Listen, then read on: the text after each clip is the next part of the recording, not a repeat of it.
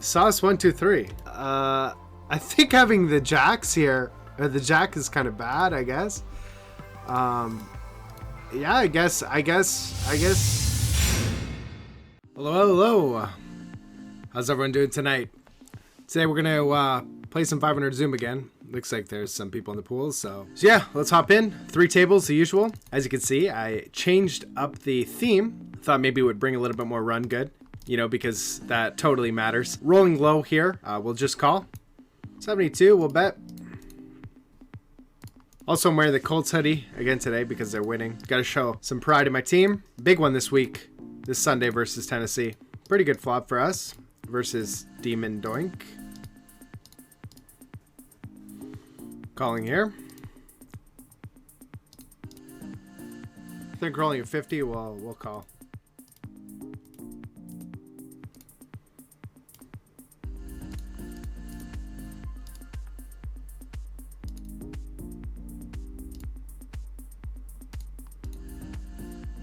No action though.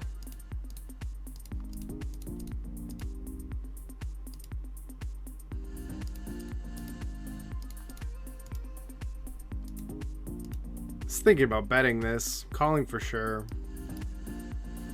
The question I was trying to figure out is, should I bet, maybe check raise, check call? Lots of lines maybe you could take there. So here we had an interesting situation. So I opened. This guy 3-bet small to 7. Or no, sorry, he called from the small blind. Then this guy 3-bet small to 7. I guess we fold now, unfortunately, even though it's 1/3, we have a gutter, but wouldn't have hit anyways. Oh, I meant to bet actually. Holding the ace again now that we checked twice. I'm wondering if it's higher EV just to check and let him bluff rather than bet ourselves and get some calls. I honestly have no idea. I kind of butchered this spot, I think, because I should have just seen bet flop. What did he have?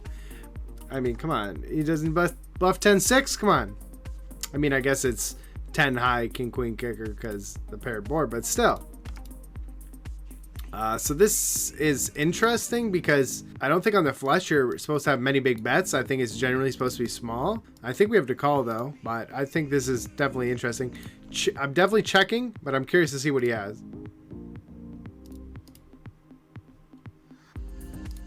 50, I guess I'll mix it in. Why not? Been trying to experiment using some bigger sizes. Blind v blind, 4-bet pots on the flop. I'm wondering if this situation makes sense for it. I'm not sure with the spade. Like, I think that could maybe go into the small size. I don't know. I'm curious to see that one as well.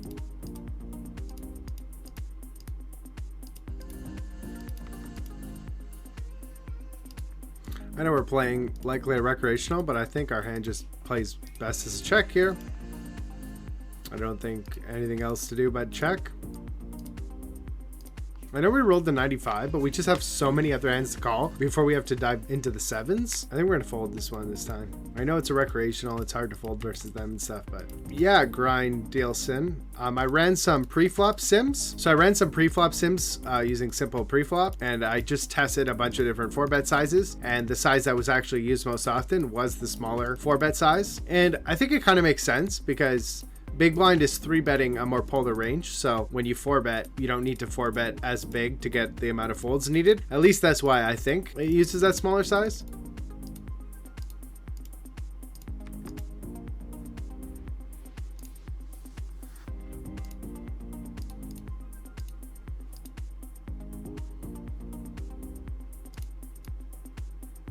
Yeah, 2.2, I guess.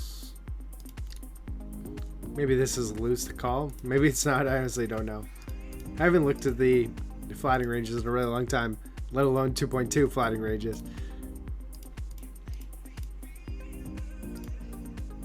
Thanks for the follow. End step brainstorm. Clubs. The question is, do we want to bet this?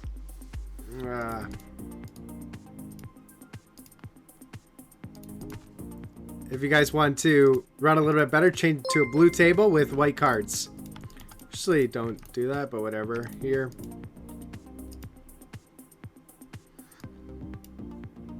Pretty good turn for out of positions range.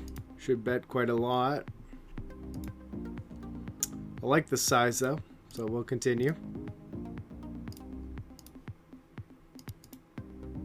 I guess we just check. Chop. You know, it's funny, Shippy. Don't Hate Me knew who you were the whole time. And she didn't tell me. You're just hiding information on me. Yes, we call. Low cards. That's pretty good. See, what did I say? If you guys want to run well, you need the blue felt and the white cards.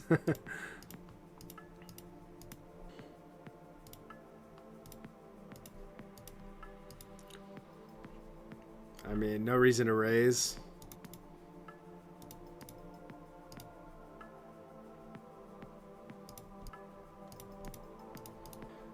Didn't expect him to find a fold there after betting so big.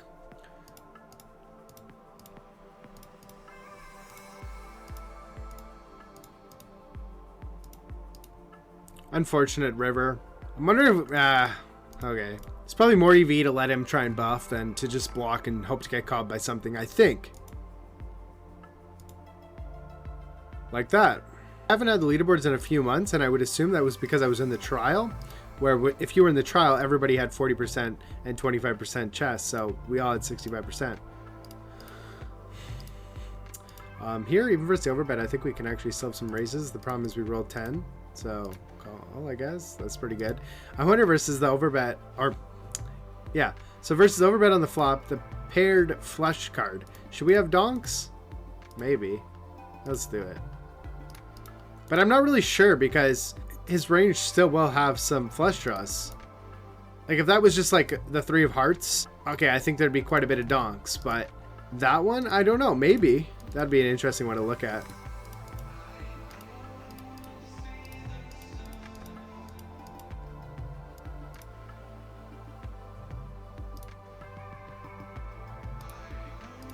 Okay. He has outs. And he gets there. Now we got to switch themes. We finally lost.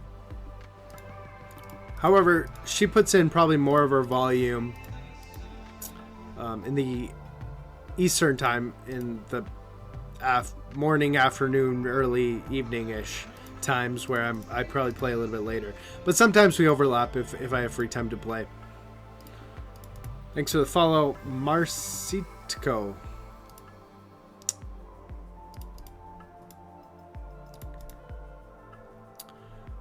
And we're going to be posting the stream highlights and maybe some theory and study videos. But for now, mostly stream highlights, so I'd appreciate it if you guys head over to YouTube, hit the sub button. So I'll be on your feed when I post a video. Usually they'll come out maybe a day or two after each stream. There'll be at least 3 videos a week. I'm going to be the biggest nit in the history of poker.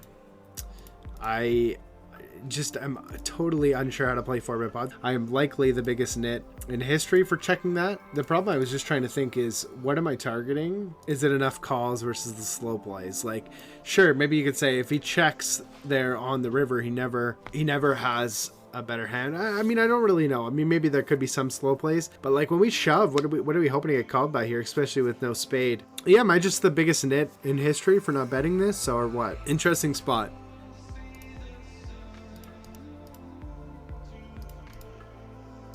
So still calling with the suited connector, and I know he's short. I guess fold. I mean, maybe this is pretty tight because our two pair outs are kind of clean. But he bets big, and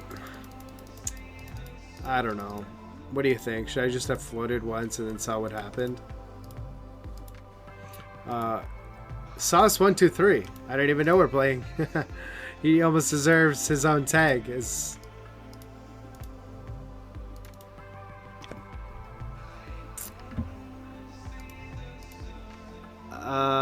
I think having the jacks here, or the jack is kind of bad, I guess.